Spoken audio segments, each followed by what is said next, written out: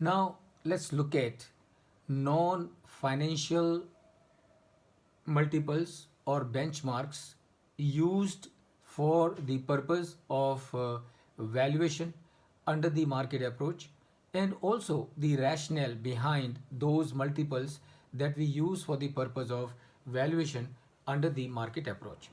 So first is, let's say you're trying to do the valuation of a cement company or a refinery company, and this is just only an example, and this example of course will be applicable to all the other companies of similar kind. So how do you do the evaluation using the market approach? By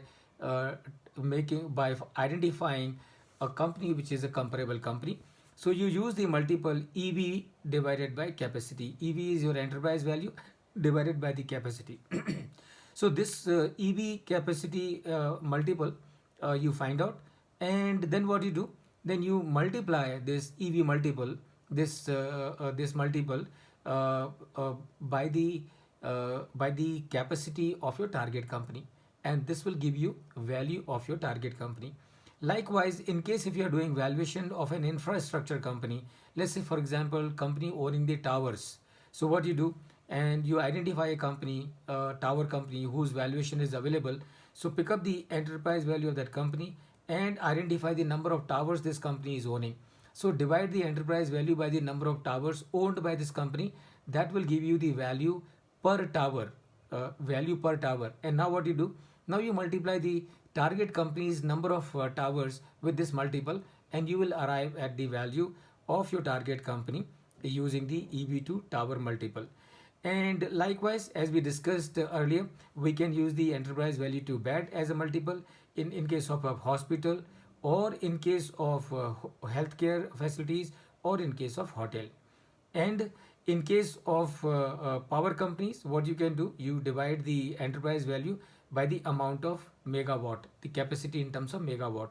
So that will give you the value of your reference company or comparable company in terms of per megawatt. Now what you do, multiply this multiple with the number of with the capacity in terms of megawatt of the target company whose valuation you are trying to achieve, and that will give you the valuation of the power company. And likewise you will do it for the mining companies, and and you can also use the customer multiple. So if you are doing valuation for a company like Facebook or WhatsApp or LinkedIn or any credit card company, what do you do? So you say, for example, you are trying to do the evaluation for MasterCard. So, and you are able to identify Visa card as the reference company or comparable company. So you find out as to what is the value, assuming that the transaction has been done in case of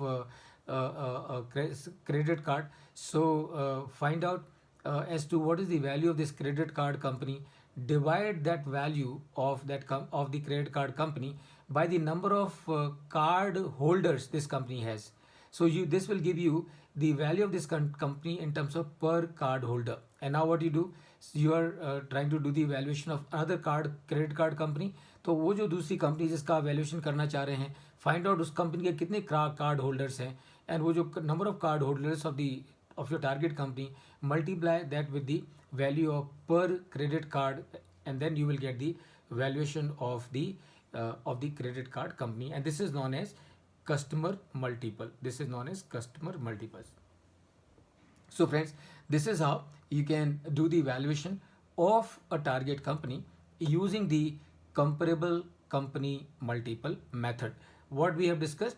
We have discussed number one, the financial multiples, and we also have discussed the non-financial multiples. Please remember, these multiples, the number of multiples that we have discussed are only indicative, As you go deeper and deeper into it, you would be able to identify and more such multiples and use them for the purpose of valuation.